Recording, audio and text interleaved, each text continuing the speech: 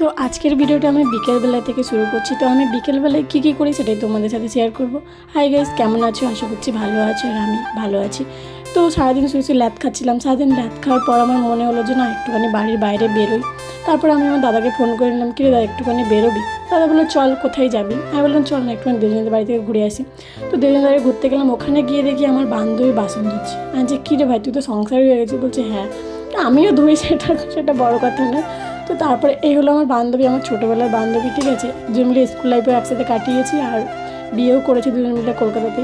তারপরে এখানে না আসার পথে একটা মাংসের দোকান ছিল, সেখান থেকে আমি মাংস নিয়ে নিলাম। নিয়ে দেখছি গুড়ি বৃষ্টি পড়ছে। আমি দাদা চললে, এখানে পড়েছিল জ্যাম, ওই জন্য কিছুক্ষণ দাঁড়িয়ে আছি। তারপরে আমি চলে গেলাম ফুচকা খেতে। ভাবছিলাম যে ফুচকাটা খাবো, তারপর আমার মনে হলো যে না, ঘরে একটা বৌদি আছে, একা কেন খাবো, বৌদির জন্যও নিয়ে যাই। তো গাইস, আমি এখন নিয়ে নিয়েছি ফুচকা। এই যে আমার ফুচকা।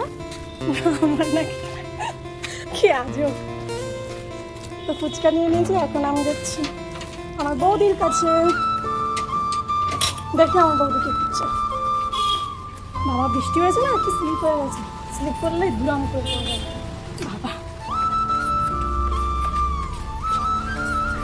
তো এই হলো আমার ফুচকা। আমার দাদা আসেনি এখনো। তো ফুচকা খাওয়ার পর আমি চলে এলাম বাড়িতে এসে বসে বসে ভাবছি যে মাংস তরকারিটা তো আমার করতে হবে, কিন্তু না, মাংস তরকারিটা আমার করতে হয়নি। ভগবান তো আমার ডাক শুনেছে। তো তারপরে কষা মাংস হয়ে যাওয়ার পর আমাকে 2 পিস তুলে দিল। আমি তারপর বসে বসে কষা মাংসগুলো খাচ্ছি। আর আমি যদি কষা মাংস না খাই, আমার মনে হয় যে আমি মাংস খাইনি। তারপর বসে পড়লাম আমি ভাত খেতে। তো এখানে তরকারিটা এত সুন্দর হয়েছিল না, একদম পুরো চুমু, কিছু বলার নেই। আমি যে এখন ভয়েস ওভার দিচ্ছি, আমার জিভে জল আসছে। তো তারপর এখানে একটা বার্ড এনেছিল, বার্ডটা কাটা হচ্ছে।